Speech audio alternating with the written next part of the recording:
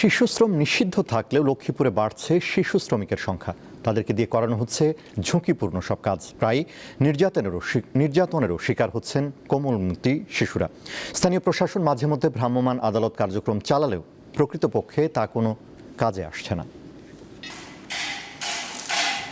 বই খাতার পরিবর্তে এসব শিশুরা হাতে তুলে নিয়েছে ঝুঁকিপূর্ণ কাজের সরঞ্জাম। অনেকটা বাধ্য হয়ে স্কুলে লেখাপড়া না করে কোমলমতি শিশুদের কাজ করতে হচ্ছে প্রতিনিয়ত। অনেক সময় নির্ধারিত সময়ের অতিরিক্ত কাজ করতে হচ্ছে তাদের। প্রায়ই 14 থেকে 16 ঘন্টা পর্যন্ত শিশুদের কাজ করতে দেখা যায় লক্ষ্মীপুর শহরের বিভিন্ন প্রতিষ্ঠানে। আমরা ওয়ার্কশপে কাজ করি, বাবা মা ভাই বোন তাদেরকে নিয়ে চলতে হয় এই টাকা দিয়ে। আমি অনেক কষ্ট করি, এখন কাজ করি, আমার মারে খাওয়াইতে আছি। পড়ালেখা তো করতে পারি না, কাজ চাকরি টাকরি একটা হইতো, এখন তো আমি কাজ করে খাই। মূলত অভাবের কারণে কাজ করলেও ন্যায্য মজুরি থেকে বঞ্চিত হচ্ছে এসব শিশুরা। আবার অনেক সময় এসব শিশুদের উপর চলে শারীরিক ও মানসিক নির্যাতন। এদের বয়স মাত্র কত, এরা কি বুঝে?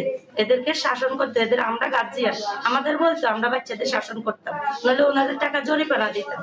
ওনারা আমাদের থেকে জোর করে আমি গেছি বাচ্চাদের ছুটাইতাম, ওনারা আমাদের ধাক্কা দিয়ে বার করে দিচ্ছে। পুলিশের তথ্য অনুযায়ী গত 3 বছরে লক্ষ্মীপুরে নির্যাতনের শিকার অন্তত 30 শিশু। আমাদের শিশু পরিবার আছে, আমাদের শিশু পরিবারে আমরা যে সমস্ত শিশুগুলোকে বিভিন্ন শ্রম কাজে যুক্ত আছে তাদেরকে আমরা পুনর্বাসন করে আমাদের শিশু পরিবারে আমরা পাঠানোর ব্যবস্থা করছি।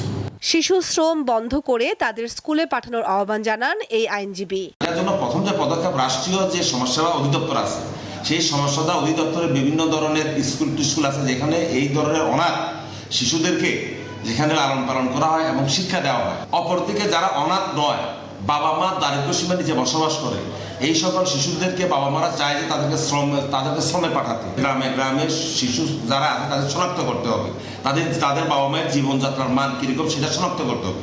করার পর যদি দেখা যায় তারা সত্যিকারভাবে দারিদ্র্য সীমার নিচে বসবাস করে, তাহলে এই ধরনের শিশুদেরকে সমাজসেবা অধিদপ্তরের নিয়ন্ত্রণে নিয়ে আসতে হবে। নতুবা এই ধরনের শিশুরা যেন স্কুলে যেতে পারে এবং তাদেরকে যেন একটা মাসিক বৃত্তির ব্যবস্থা করা যায়, তাহলে কিন্তু শিশু শ্রম অনেকটা কমে আসবে। লক্ষ্মীপুর জেলায় প্রায় 10,000 শিশু শ্রমিক বিভিন্ন হোটেল, শিল্প কারখানা সহ ঝুঁকিপূর্ণ নানা কাজে নিয়োজিত।